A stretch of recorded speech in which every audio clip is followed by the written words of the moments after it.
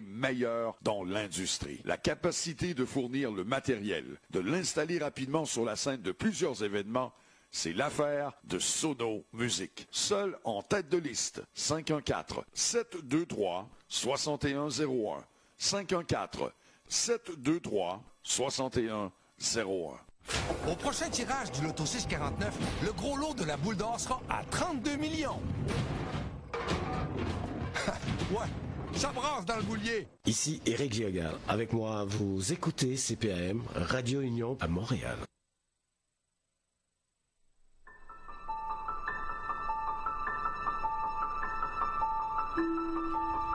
Les enfants, le travail, les transports, on court, on se bouscule, on se salit, on s'insulte. Arrêtez tout. Le samedi vous fait grâce. Musique, littérature, sport, cinéma, analyse et commentaires, l'information sous toutes ses coutures, avec Jean-Ernest Pierre et son équipe, tout à meilleur goût le samedi. Grâce matinée, votre petit plaisir du week-end.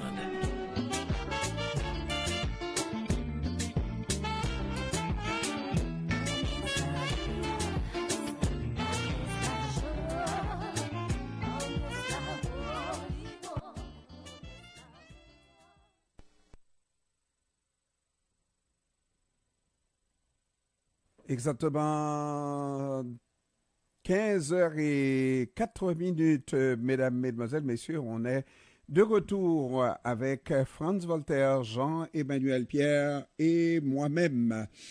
Alors, on va regarder un petit peu ce qui s'est passé dans l'actualité nationale. L'actualité nationale, c'est le cabinet ministériel, nouveau cabinet du Premier ministre François Legault, qui a rebâti son cabinet ministériel pour un deuxième mandat de 4 ans, messieurs. C'est au moins 50% des anciens qui reviennent, malgré qu'il ait 90 députés à sa disposition. Il a décidé de reconduire la plupart de ces hommes et femmes qui étaient dans le premier cabinet, n'est-ce pas, pour faire un super cabinet avec 30 ministres, 14 femmes, 16 hommes, toujours un petit peu plus d'hommes, mais on peut appeler ça littéralement une parité.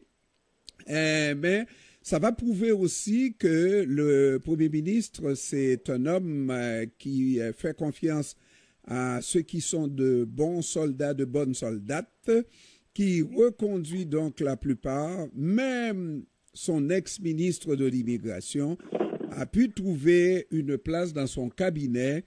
Lui, à qui je disais il n'y aurait pas de place dans un cabinet, mais je doutais un tout petit peu parce que celui-là a donné vraiment toute une salve aux Canadiens ou Québécois d'origine immigrante en disant que ceux-là restent à 50% à Montréal et ne participent à rien, ne travaillent pas et ne parlent même pas français.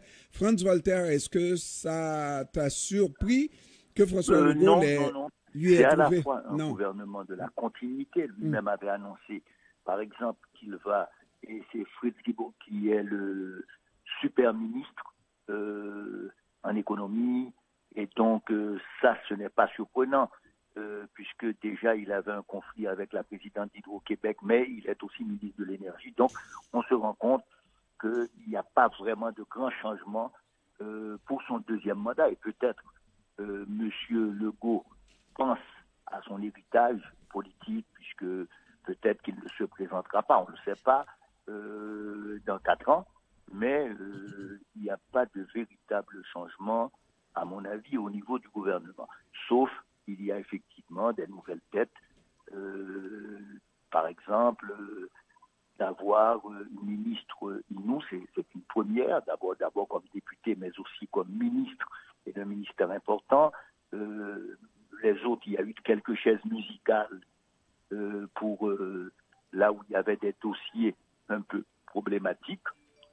On a élargi le cabinet parce que quand on a 90 députés, il faut quand même satisfaire quelques ambitions, notamment de candidats vedettes qu'on est allé chercher comme Bernard Drinville, qu'on a placé à l'éducation, qui est un ministère extrêmement important, mais on a maintenu, par exemple, au ministère de la Santé, M. Dubé, comme on a maintenu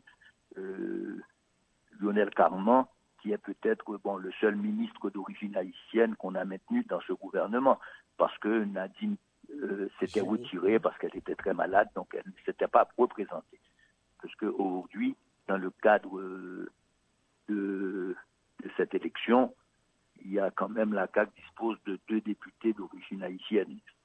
Mais il n'y a pas eu de changement majeur, à mon avis, parce qu'il a situé aussi sa campagne sur le thème de la continuité. Je pense qu'on va vers là. Oui, Jean-Emmanuel. Oui, mais absolument. Et c'est la continuité. Les ministres qui ne sont pas dans le gouvernement, en fait, ce sont ceux qui avaient choisi d'annoncer qu'elle ne serait pas là. D'ailleurs, ce sont essentiellement des femmes. Je parle de Marguerite Blais, je parle de l'ancienne ministre de la Santé qui était allée aux technologies, McCain et Nadine Giraud. Mais le cabinet est resté. Donc, c'est plus un jeu de chaises musicales. Il fallait pas froisser personne, et d'autant que ce sont des ministres qui, ou bien, sont très importants pour le Premier ministre lui-même, comme par exemple quelqu'un comme Fitzgibbon. Je ne crois pas que ça soit une grande influence dans son secteur qui fasse que le Premier ministre soit aussi accroché. Je crois qu'il y a les rapports personnels entre les deux hommes et qu'il est content de la perspective qu'ils mettent ensemble et vers une perspective qu'il avance très tranquillement. Les nouveaux ministres qui sont arrivés, ce sont souvent des ministères qui sont concoctés pour essayer justement, comme le disait Franz, d'avoir une représentation de toutes les régions. De toutes les régions, c'est ça, de toutes les régions, mais aussi de tenir les promesses qu'on a faites à des gens à qui on a demandé de venir en politique. Je crois qu'il a hérité d'un bon ministère, M. Bernard Drinville, et on va voir ce que ça va donner, parce que en fait, le grand orphelin, comme on l'avait dit, de cette campagne électorale, du grand débat politique, c'était justement l'éducation, alors qu'il y avait beaucoup de choses à dire. On va voir ce que ça va donner. Moi, ça reste que c'est M. Boulet qui trouve encore sa place dans le cabinet ministériel, qui me fait croire que ce Premier ministre avait concocté un arrangement avec Boulet pour qu'il tourne le dos officiellement à la région métropolitaine, je dis pas lui Boulet, mais Legault, qui avait dans un premier temps des prétentions de faire des gains dans la région métropolitaine de Montréal, donc chez les immigrants, n'est-ce pas, au détriment du Parti libéral. Et quand les sondages lui ont dit qu'il n'y avait aucune chance, n'est-ce pas, il a tourné le dos magistralement en faisant la déclaration de Boulet, en utilisant la déclaration de Boulet pour s'en aller vraiment consolider sa base bien confortablement dans les régions. Et il a obtenu 90 députés, presque essentiellement, sinon 2 postes dans la région métropolitaine de Montréal, quelques postes Montréal, comme ça. Dans le Grand Montréal. Dans le Grand Montréal, Rive-Nord, région métropolitaine incluant donc Rive Nord et Rive Sud. Cela dit, c'est un homme qui a la main solide sur son cabinet. On l'a entendu dire, pas de chicane dans ma cabane, n'est-ce pas? Et le premier gouvernement, c'était un gouvernement où les ministres devraient obtenir une autorisation pour s'exprimer dans la presse. Les députés, quasiment la même chose. J'ai vu une campagne qui s'est faite ici. Là, j'ai essayé à plusieurs reprises d'avoir un candidat de la CAQ, n'est-ce pas, à la radio. Impossible d'avoir un candidat ou une candidate de la CAQ. Alors, donc, on maintient le contrôle et ça ne m'inspire pas quelque chose de très bien, parce qu'on aime voir les gens agir d'eux-mêmes pour le bien-être de la population. Mais quand c'est une équipe, oui, l'équipe doit avoir une incidence sur ce qui se fait dans les comtés, oui, c'est vrai, mais c'est essentiellement le député du comté, la députée du comté qui agit et c'est lui, c'est elle qu'on voit, non? Ce qu'il ne faut pas oublier, et on l'avait déjà dit, s'il n'a pas eu un mandat direct d'aller dans cette direction, il s'est senti autorisé de le faire. Je parle de Boulay dans cette déclaration concernant les immigrants, concernant le nombre d'immigrants qui restent à Montréal et qui surtout ne travaillent pas. Donc qui restent... Mais c'est une insulte. Absolument, absolument. Non, mais de la part, lui, Boulay, qui a fait la déclaration, on s'entend, oui, mais de la part du premier ministre qui se dit le premier ministre de tout le monde, là, garder cet homme-là qui a insulté les immigrants de cette manière, de manière magistrale, le garder au pouvoir, oui, on pourrait, ça ne veut pas dire qu'il devrait l'enlever là comme dans son caucus de députés, mais le garder ministre d'un cabinet extrêmement important, le travail, je trouve que c'est une insulte. Et Maître Pierre, rappelons-nous que c'est pour lui, et donc pour la CAQ, c'est le ministre qui a obtenu, sinon la première majorité, et c'est une région clé. C'est la région de Trois-Rivières. Donc, il allait le garder de toute façon, et puis il prend des positions qui sont les positions officielles, d'une certaine façon, ou para-officielles de la CAQ. Donc, sur la question de l'immigration, il l'a exprimé peut-être trop directement, mais il n'est pas en marge de tout cela. Tu l'as toi-même souligné, son discours, c'est parce qu'il y a eu des remous, mais son discours fait partie de la vision de la CAQ de l'immigration. Absolument. Mais bon, quand on regarde l'attitude du Premier ministre lui-même, ok, et moi j'aime prendre l'exemple de la première campagne, de la première élection de la CAQ et de François Legault. François Legault qui, comme tout parti de droite et à tendance très à droite, a fait de la question de l'immigration son cheval de bataille. Et dans la foulée de la crise migratoire en Europe, c'était devenu de plus en plus payant partout que de le faire, comme disait le texte de Jean-Ernest, sur le dos des migrants. Et on s'est rendu compte que c'était à la limite du slogan, c'est-à-dire que le Premier ministre ne maîtrisait absolument aucun dossier qu'on abordait avec lui sur la question de l'immigration. C'était pas important.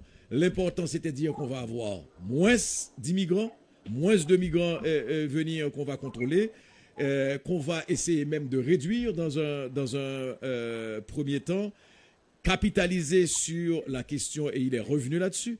Quand tu parles de la perspective d'ouvrir l'immigration un peu plus, ce serait un suicide pour le Québec.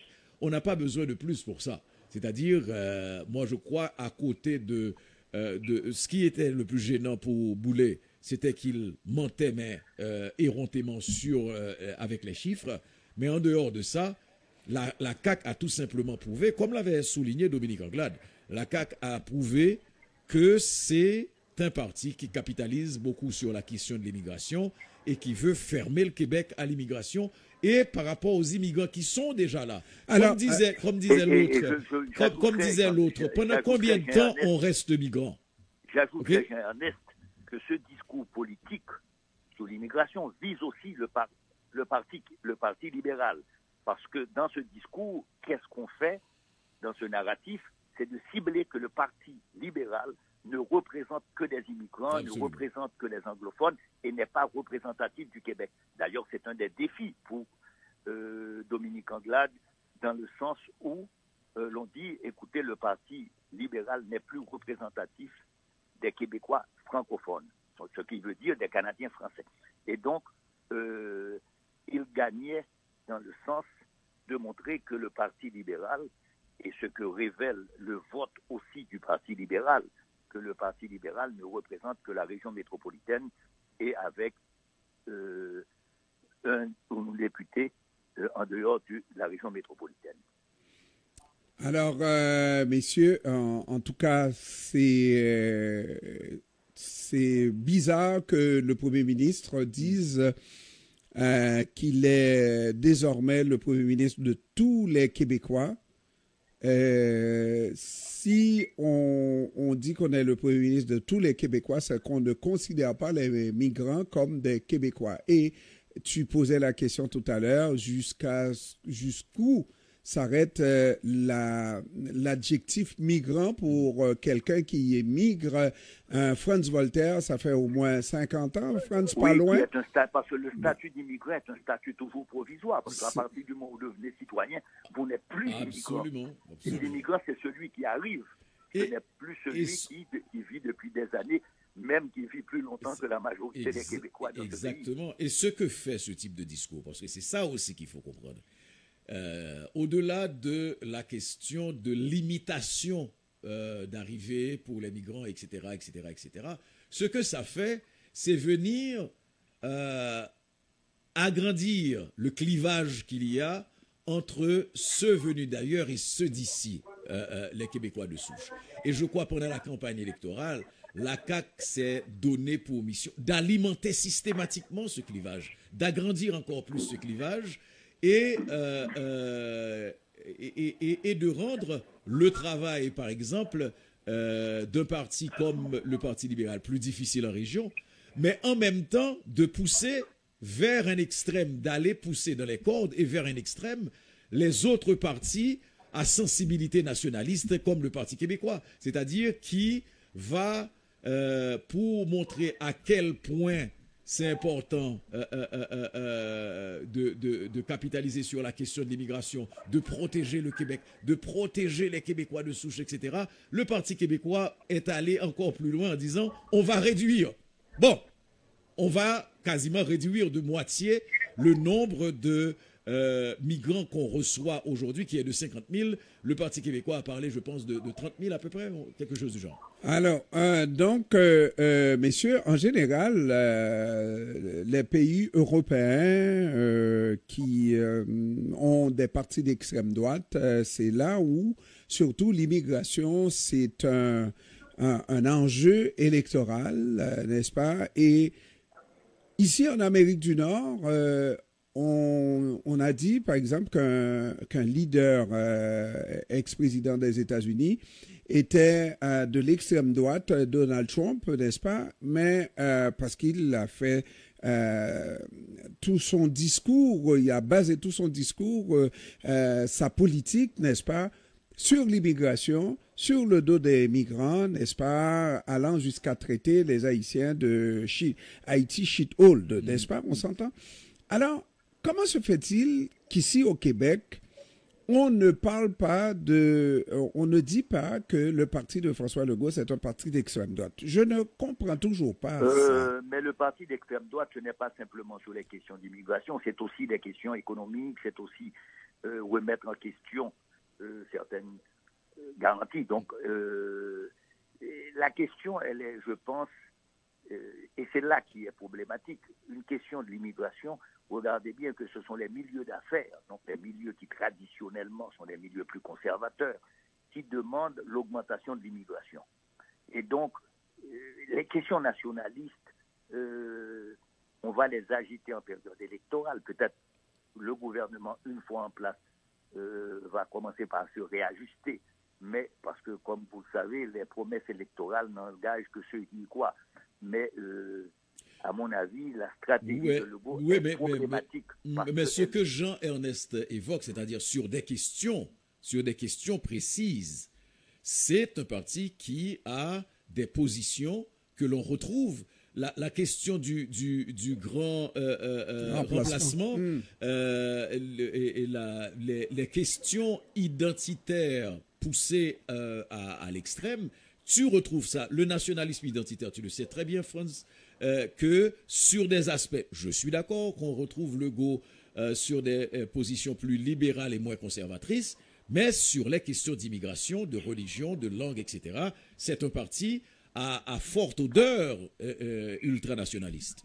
Oui, parce qu'il joue électoralement sur la carte nationaliste. N'oublions pas qu'il a essayé de se démarquer du parti sur la question des relations avec le fédéral.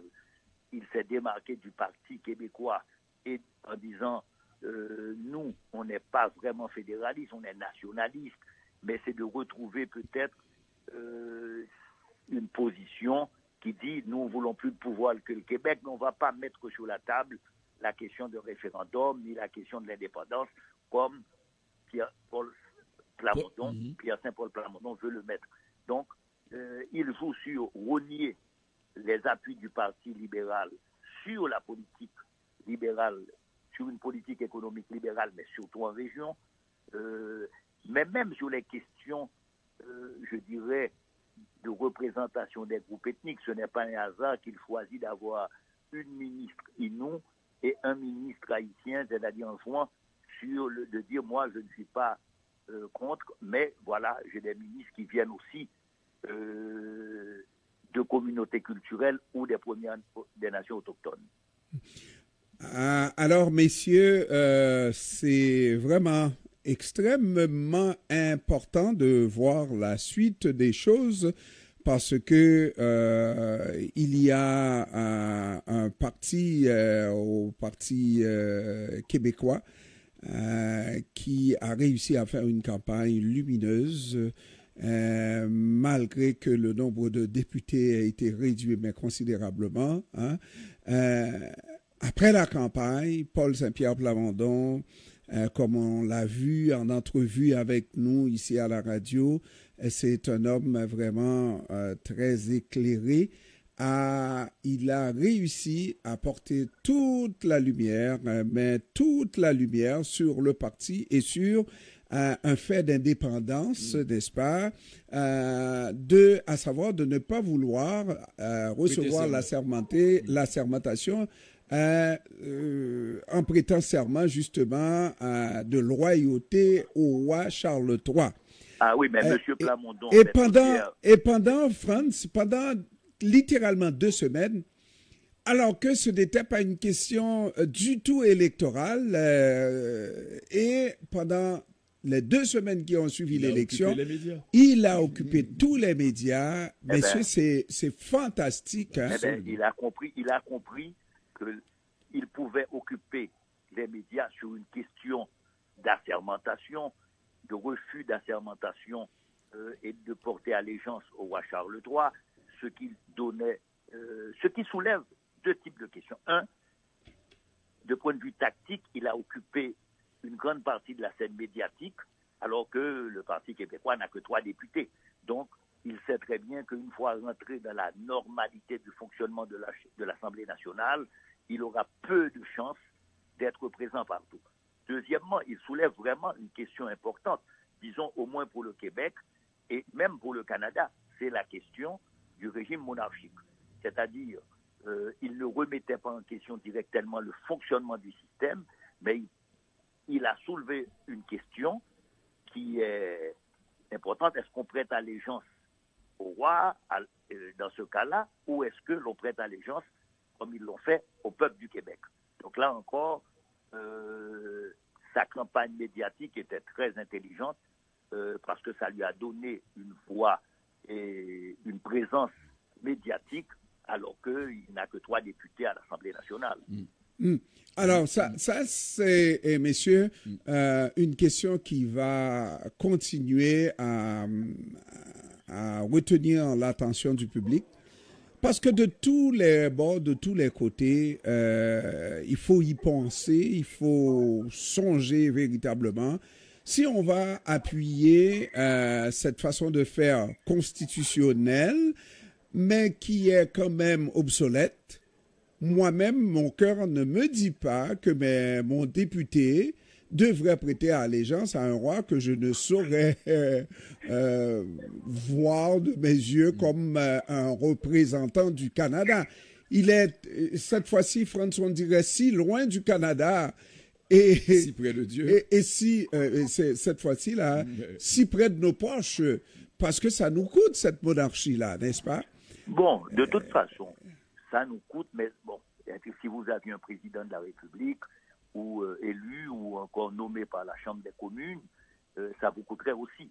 La question n'est pas si ça coûte, la question est-ce que, effectivement, c'est un héritage colonial. Est-ce que, comme la Barbade qui vient de se défaire de la monarchie, ou comme certains, l'Afrique du Sud s'est défait de la monarchie, il y a plusieurs pays qui se sont défaits de la monarchie. Est-ce que peut-être il ne serait pas temps pour qu'on commence à débattre, même si ce n'est pas une question aussi simple à résoudre.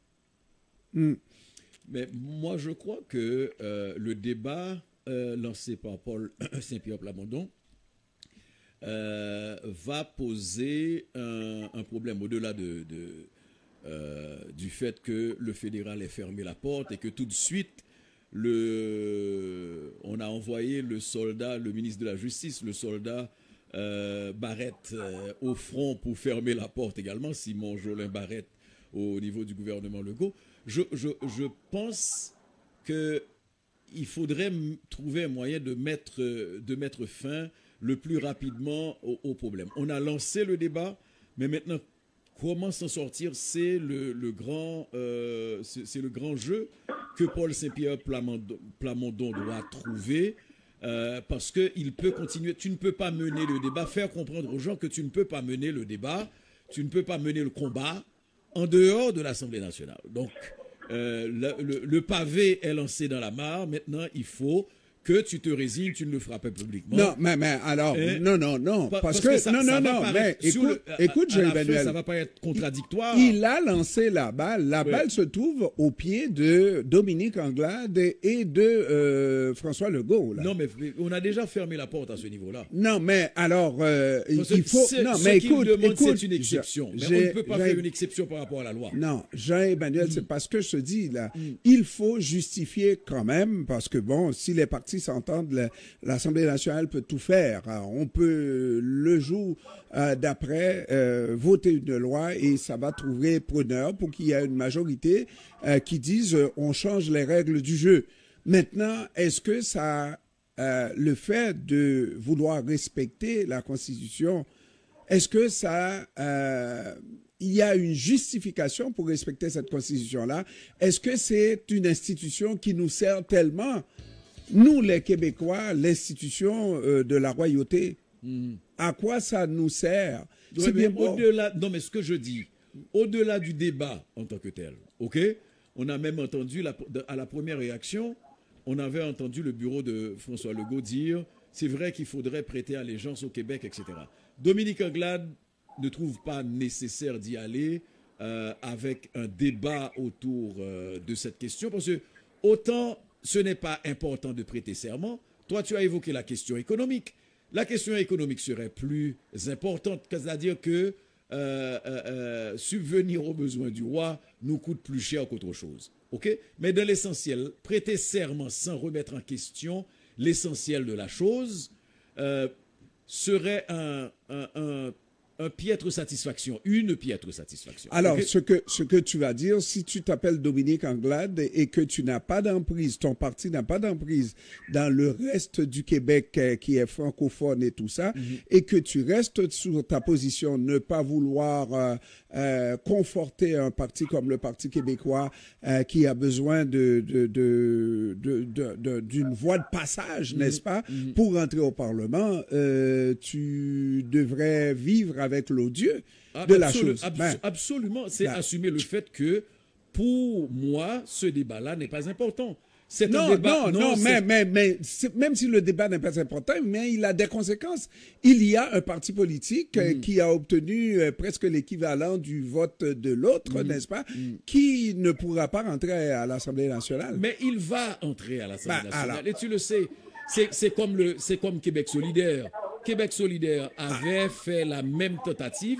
Québec solidaire a le même discours encore aujourd'hui sur la question de prêter allégeance. Mais Québec solidaire a prêté serment. Donc il va faire la même chose. On va à la pause. Paul Saint-Pierre Plamondon va faire la même chose. On va à la pause, mesdames et messieurs. Le Centre Narrivé, c'est des formations pratiques pour les jeunes de 17 à 30 ans. Des cours de cuisine, couture et service à la clientèle pour travailler rapidement. Une allocation est offerte dans ces deux programmes. Le Centre Narrivé, c'est aussi des cours de créole crédités par le ministère de l'Éducation du Québec pour les jeunes du secondaire.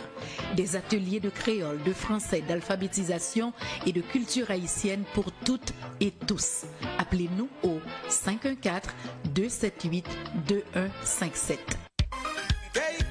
C'est l'occasion d'organiser une fête d'anniversaire, une fête quelconque à la maison, au bureau ou en salle. Pour la bonne bouffe, confiez la chose les yeux fermés à Marie-Ursule Latour, traiteur. Des professionnels des cuisines créoles et françaises qui vous font des repas, des bouchées absolument divins. Pour la réussite de votre événement, confiez sans hésiter la section des repas au meilleur traiteur en ville, Marie-Ursule Latour, avec ou sans service, et vos invités seront contents. 54-326-8665.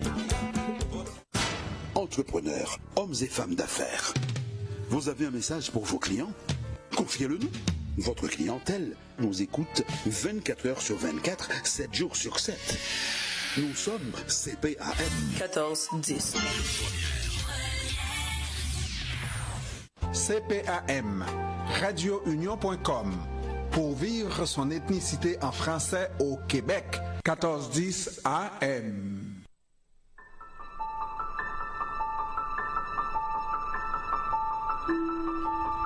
Les enfants, le travail, les transports, on court, on se bouscule, on se salit, on s'insulte. Arrêtez tout. Le samedi vous fait grâce. Musique, littérature, sport, cinéma, analyse et commentaires, l'information sous toutes ses coutures, avec Jean-Ernest Pierre et son équipe, tout à meilleur goût le samedi. Grâce matinée, votre petit plaisir du week-end.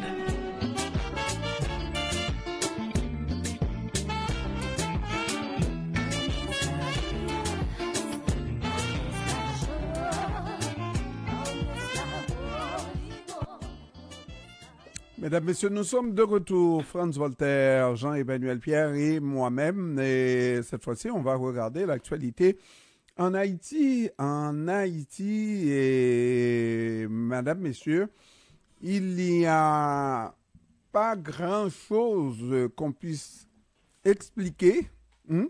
Sinon, beaucoup de violence. Sinon, Badjo qui revient en force. Sans être présent. Et tu dis pas grand-chose.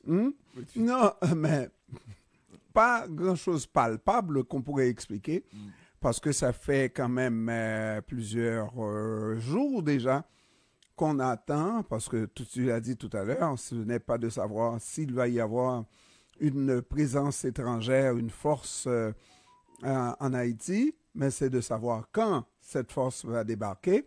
Oui, mais on attend. Mais toujours dans l'expectative, ce qui est arrivé, Jean-Emmanuel, moi, on m'a montré littéralement ce militant qui s'est dévoilé le jour où on a fait passer un mauvais quart d'heure à Magali Habitant, dans Pétionville, lors d'une manifestation à laquelle elle voulait prendre part. Et c'est ce militant-là qui s'est présenté, qui a présenté Magali Habitant d'une certaine manière à la foule en disant que la plupart de ces personnes-là, à la plupart de ces militants-là, que Magali Habitant n'avait pas sa place dans une manifestation comme ça pour la part active qu'elle a prise au sein du gouvernement de Jovenel Moïse et tout ça et tout ça. Jean-Emmanuel, ce militant... Oui. Qu'est-ce qu'il y a? Le militant à quoi? A été abattu. Mais j'ai pas entendu ça. Oh oui. Bon, alors, le militant a été abattu et est mort de sa belle mort. Militant qui a fait des déclarations par la suite, là. A fait des déclarations à savoir que moi, je n'ai pas fait subir de mauvais sort à Magali Habitant, je n'ai pas bousculé, oui, mais il y a eu d'autres militants qui ont bousculé Magali Habitant et lui s'est présenté dans les médias pour dire que lui, il ne l'a pas fait, mais il est conscient qu'il est celui qui a présenté Magali Habitant. Qui a pointé. Magali Habitant. Okay. Et qu'on a bousculé. Le militant est mort criblé de balles dans Pétionville.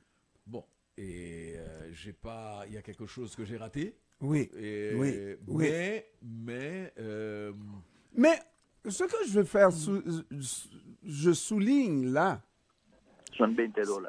C'est de voir, lorsqu'on dit qu'un pays n'est pas dirigé sous Ariel Henry, c'est vraiment à tous les niveaux l'institution qu'on appelle justice, alors que Badjo, lui, peut envoyer une lettre de mise en demeure à des gens on appelle ça une sommation en Haïti, à des gens comme Pierre Espérance, etc. Et des journalistes. Mais c'est une voie de justice qu'il tente d'emprunter pour faire cesser des calomnies. Des calomnies contre sa personne. Mais comment peut-on avoir des situations comme ça? Un bonhomme qui a dit « Je remets ma vie entre les mains de Magali Habitant ». Et puis, moins de 2 semaines, un commando est arrivé chez lui, il a criblé de balles. Oui, mais c'est acculé aussi, Magali Habitant. Non, c'est pas acculé quoi que ce soit là. Ce que je veux comprendre, ça ne veut pas dire qu'elle est coupable là. Ce que je veux comprendre, quelle justice qui va appeler Magali Habitant pour instruire une affaire, étant donné que c'est public ce que le gars a dit, ce qui est arrivé Magali Habitant, qui a été bousculé dans une manifestation, qui a dû sortir de cette manifestation.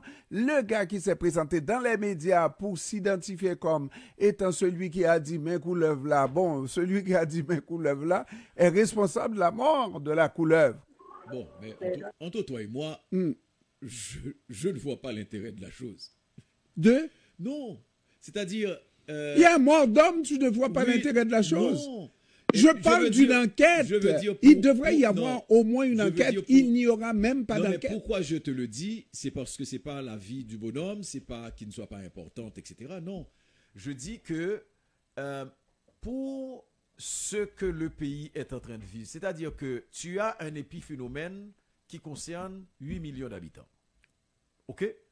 Tu as des journalistes qui sont menacés, qui disent qu'ils sont menacés, par qui ils sont menacés et qui sont assassinés. OK? C'est-à-dire que pourquoi je dis que je ne vois pas l'intérêt, c'est parce qu'on est on est à un carrefour où il n'y a absolument rien qui fonctionne au pays. C'est-à-dire que tu as un gouvernement qui porte le nom de gouvernement, mais qui n'en est pas un, qui ne décide de rien, des ministres qui ne vont pas à leur ministère, OK? Et qui continuent de toucher l'argent de l'État et qui continuent de rouler dans des cortèges de voitures flambant neufs et blindées, etc., etc. C'est-à-dire tu as un pays qui fonctionne de la manière la plus anormale et inimaginable possible. Parce que c'est ça la chose. Alors, pendant ce temps, Franz Voltaire, on dit que les blindés canadiens ne sont pas si blindés que ça. Je ne sais pas d'où on tient cette information, mais les blindés viennent à peine d'arriver. Oui, mais moi, au-delà des blindés, je pense que ce qui se joue, c'est de voir comment on va procéder avec une intervention militaire. Et ça, c'est les Américains veulent le lancer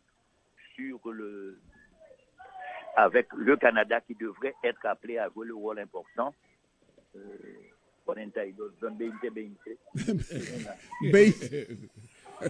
Ça, il faut qu'il continue de vendre. Il faut qu'il continue de vendre, mesdames et messieurs, comprenez. Et c'est 40 pesos. Tu te rappelles la borlette dominicaine. Alors, mais c'est ça. Mais ce qui est fondamental dans cette question, puisque France glisse la question de l'occupation, il y a cette résolution qui, en grande partie, Jean-Ernest, se fout de la gueule du monde. OK? Pourquoi je le dis? On ne pointe pas du doigt des secteurs très importants. On ne pointe pas du doigt des secteurs très importants qui, dans certains cas, sont identifiables ou qui ont été éclaboussés. Je n'évoquerai pas la question de l'Église épiscopale, entre autres choses, etc. On nous donne comme le grand chef, parce qu'il devient une figure internationale, on nous donne comme le grand chef barbecue, Jimmy Cherizier, qui est responsable de tous les maux d'Haïti. En train de se passer. Tu sais, c'est d'une paresse, ce serait facile de dire que c'est d'une paresse, Mais je crois que c'est dans la volonté de l'international d'en faire un exemple, soi-disant, et de mettre le reste sous le boisseau. Fondamentalement, il n'y a pas eu de vrai débat. Et c'est là où je me suis dit, les grandes puissances, les grands pays finissent toujours par s'entendre, parce que moi, j'étais convaincu qu'on allait vers une résolution permettant aux Américains et aux Canadiens et aux Mexicains d'y aller avec une démarche qui aurait le soutien du secrétaire général, ce qui est possible. Mais tu parles de sans quelle le démarche? soutien, non, la question de l'intervention militaire. Bon, comme la question des sanctions. Alors que là, la Russie et la Chine ont embarqué. On a entendu toutes les explications fournies par la Russie, mais je crois qu'il y a toujours cette marge de négociation, parce qu'on va négocier sur autre chose un peu plus tard. Alors, donc, Jean-Emmanuel, oui. Est-ce que nous sommes en train de dire à nos auditeurs que la résolution qui a été votée à l'unanimité par le Conseil de sécurité, qui consiste surtout à punir ces gens, et on retrouve même le nom de barbecue dans cette résolution d'une certaine manière. Bon, on a parlé de barbecue, Jimmy Cherizier, qui serait le seul responsable de tous les maux d'Haïti. Est-ce que c'est fini? Il n'y aura pas d'autres résolutions? Normalement, il devrait y avoir une autre résolution. Dans la résolution, oui, non, pour l'intervention militaire, oui. On le fait de manière séparée. Tu as 2 résolutions qui sont proposées. Donc ça, c'est la première résolution. Les Américains voulaient y aller. Et je crois que le calcul qui est fait en ce sens, c'est de repousser le plus possible la question de l'intervention militaire, qu'on arrive aux élections de mi-mandat et que la résolution soit votée de l'autre côté. Moi, je crois que la résolution va être votée de l'autre côté des élections de mi-mandat. Alors, nous avons un peu France. Oui, je suis de retour. Ça s'est coupé. 40, c'est les problèmes de la technique. 40, double 20.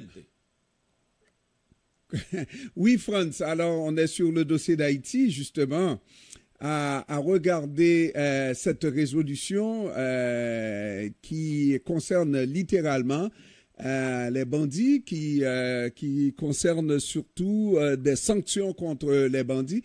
Et parmi les bandits notoires, il semble que c'est Jimmy Cherizier, le seul qui a peut-être donné nom, prénom et acte de naissance. Il faudrait se demander s'il a des fonds au Canada. Je ne sais pas. Il faudrait cibler d'autres commanditaires, mais on ne donne pas les noms des autres commanditaires, c'est-à-dire de l'élite politique ou économique qui participe au financement de ces groupes. Moi, ce que je crois, le narratif est là. Il y a la mise en place, un communiqué de l'USAID qui parle d'aide pour distribuer des aliments, pour distribuer une aide essentiellement à la société civile. Mais je crois ce qui est en train de se négocier, vu l'échec de trouver une résolution unanime aux Nations Unies, parce qu'il y a la Chine et la Russie qui s'y opposent, ils essaient de trouver une formule où le Canada jouerait un rôle important dans la mise en place d'une forme d'intervention. Est-ce que cette forme d'intervention sera pour créer ce qu'on appelle des couloirs humanitaires? Ils l'ont déjà fait en Afrique, c'est-à-dire contrôler les grands axes routiers, contrôler l'accès aux ports et aéroports, de façon à isoler des gangs, mais je ne crois pas, ça ne résoudra pas sur le moyen terme le problème, mais je crois c'est ça qu'ils sont en train de préparer. À mon avis, je peux me tromper, et je crois que cette intervention aura lieu peut-être après aussi les élections de novembre.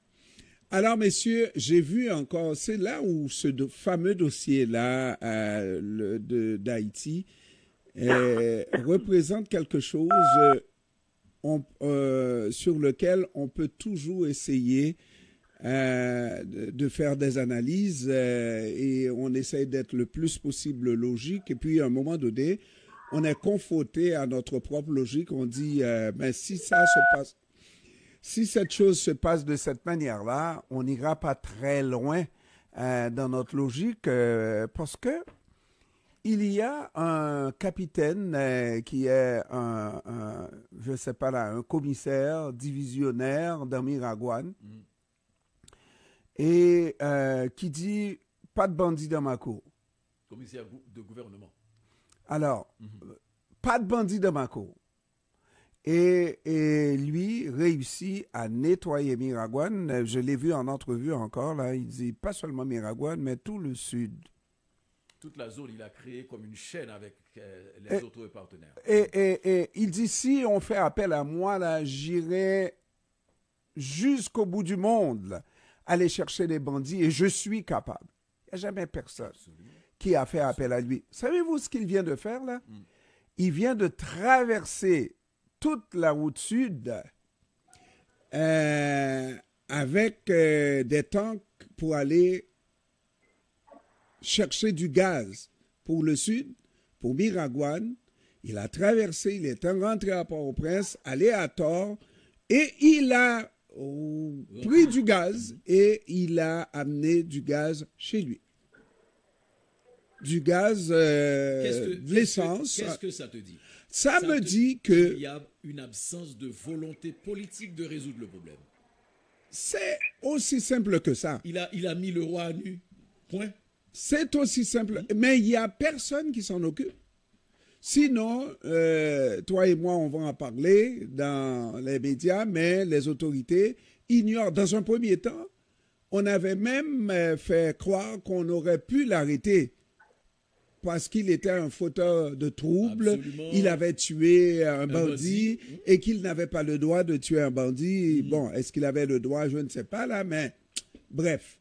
La manière dont l'autre a été tué, etc., on disait qu'il méritait de... Qu'il n'aurait pas dû exhiber le corps. Bon, cela dit, Jean-Emmanuel, il est en train de donner des résultats. Et il y a certaines villes dans le sud qui sont des villes propres. Moi, je n'ai rien à dire. Tu connais déjà mon opinion sur le commissaire Muscadin. Moi, je crois qu'il faudrait d'autres Muscadins. Maintenant, les dérives, parce qu'on est dans une situation d'exception. Les dérives dans une situation normale que Muscadet aurait pu commettre, ou bien il saura que ces dérives sont inacceptables. OK? Mais dans la situation actuelle, je dis, dotons-nous de Muscadin si ça peut débloquer la situation. Mais sauf qu'on n'a pas... Mais c'est parce qu'on a des Muscadins étrangers. On préfère que ce soit des étrangers qui rentrent. Parce que ça fait partie d'un plan spécifique. Et voilà. Tu sais, on n'a pas envie que le problème soit résolu, donc on y va avec... C'est la même chose. Va chercher l'erreur, ok? Allez chercher l'erreur, M. Franzella. Allez chercher l'erreur, messieurs, allez chercher l'erreur, mesdames et messieurs, sur le fait qu'on capitalise sur Jimmy Cherizier, qui est un assassin, qui a obtenu son nom de barbecue parce qu'il brûlait tout sur son passage, quoi qu'ils disent sur les réseaux sociaux et que c'est faux. Et... les Américains auraient intérêt à mettre Jimmy Cherizier sur leur liste ou celui qui avait kidnappé une vingtaine d'Américains et Canadiens et qui les ont gardés en captivité pendant 1 mois et demi. Sérieusement, pourquoi le nom de Lamor Sanjou ne figure pas dans cette histoire? Parce que Lamor Sanjou, ce n'est pas un nom. Ah, parce que non, c'est un nom de vaillant. Non, mais on connaît le vrai nom de Lamor Sanjou aussi. Ah, non, je ne sais pas. Oui, non, moi je connais le nom. On en a parlé. Lamor Sanjou, oui. Fondamentalement, ce qu'il faut comprendre, c'est qu'il y a un flou artistique dans cette chose qu'on veut nous présenter, en ciblant un élément qu'on va probablement faire disparaître dans un coup de théâtre, pas nécessairement assassiné, mais dont on n'entendra plus parler dans un coup de théâtre, et puis tout est réglé, la sécurité, et qu'on peut aller aux élections. Voilà ce qu'on est en train de préparer. Et la seule chose, les États-Unis utilisent les gens dans certains cas, mais lorsqu'on a besoin effectivement de mener des enquêtes, lorsque tu ne fais plus l'affaire, on te laisse tomber, on peut même procéder à ton arrestation et te juger. Oui, mais rappelons-nous aussi mais Maître Pierre, rappelons-nous aussi que c'est Madame Lalime ambassadrice américaine et responsable de la BINU, qui avait, en 2020, parlé du G9 comme une avancée dans la lutte contre la criminalité. Donc, Barbecue, rappelons-nous aussi, c'est un ancien policier. Donc, on ne connaît pas effectivement, comme vous l'avez souligné, quand vous ne faites plus l'affaire, vous pouvez très bien finir en prison, vous pouvez très bien finir aller dans le pays sans chapeau. Bon, tout peut vous arriver puisque vous n'êtes plus utile. En tout cas, Franz, on a donné pendant que tu étais absent l'exemple de ce policier commissaire de Miragouane. Oui, Muscadet. J'ai écouté, je ne pouvais pas parler, mais je vous écoutais. Ah. Et ça, Muscadet, c'est l'exemple parfait que des Haïtiens sur place peuvent. Et il dit, je prends avec moi quelques amis, je traverse toute la route du Sud, je m'en vais à la réserve de pétrole, d'essence, et puis je traverse dans le sens contraire pour amener du pétrole dans ma région. Bon, alors est-ce que c'est des camions qu'il a ramenés ou est-ce que simplement il a fait de l'essence pour lui? Je ne sais pas, mais bon, ça on ne le sait pas. Parce que... Mais il donne des résultats, Franz. Non, je ne te dis pas non, je te dis, j'aimerais savoir, est-ce que c'est un camion-citerne ou des camions-citernes qu'il a ramenés dans le Sud? Parce que si c'est pour vous, c'est autre chose que... Si c'est vous qui faites l'essence et le plein, c'est pas la même chose que de ramener des camions-citernes. Non, mais tu comprends, il ramène de l'essence à distribuer dans les stations d'essence. L'essence à distribuer, ça demande des camions-citernes, ça demande que ça passe par des pompes à essence. Enfin, je ne sais pas, je ne veux pas faire un débat autour de ça, mais je pense qu'effectivement, on nous a imposé depuis Michel Martelly des figures qui sont des marionnettes, qui obéissent aux ordres, et aujourd'hui, ces figures nous ont conduits à cette impasse. Et il va falloir, on nous conduit à une impasse. Et donc ça, pour moi, c'est... Et où eux-mêmes ont créé le narratif, c'est-à-dire on va intervenir en Haïti pour préserver les Haïtiens du choléra, alors que c'est eux qui ont ramené le choléra en Haïti. Hein. Et plus que ça, moi, lorsque les Haïtiens nationalistes disent non, on ne foulera pas, les étrangers ne fouleront pas le sol d'Haïti, de Dessalines et tout ça, là, je veux dire, dans l'état actuel du pays, il y a véritablement un problème parce que autrement, il faut donner une solution, apporter une solution à cette crise-là. On ne nous a pas demandé. Mais on n'avait pas besoin qu'on nous demande. On n'a pas demandé notre autorisation. C'est comme quand vous avez, c'est-à-dire quand vous aviez eu les interventions de la Russie en Ukraine, des États-Unis en Afghanistan. C'est un rapport de force. C'est ce que je dis, Franz. Les Haïtiens devraient par eux-mêmes savoir que cette situation-là ne peut plus durer. C'est une situation de blocage total. Port-au-Prince, ce n'est plus une ville, etc. Bon, les étrangers viennent et nous disent et nous proposent et nous imposent, Franz. Ils nous imposent. Il a changé le verbe. Je vais changer le verbe, Franz. Voilà. Et nous imposent ça. Et est-ce qu'on peut cracher sur l'imposition? Oui, mais Maître Pierre, on ne sait pas. Écoutez, c'est eux qui ont créé cette situation. Oui. Moi, je vais vous dire, je pense que la question va se poser. Comment faire face à cela? Est-ce que, je crois que c'était Frédéric Boiron, l'autre jour dans un débat, il a utilisé le concept de curatelle pour dire Haïti n'était pas en tutelle, Haïti est en curatelle. C'est Mme Laline qui décide, ce sont le corps groupe qui donne les orientations. Et aujourd'hui, on arrive au point où effectivement, est-ce que les Haïtiens, on les consulte même pas. C'est-à-dire la décision qui sera prise en fonction d'autres intérêts, d'autres paramètres. Maintenant, est-ce que les groupes politiques qui sont en Haïti, les groupes sociaux, quelle va être leur réaction?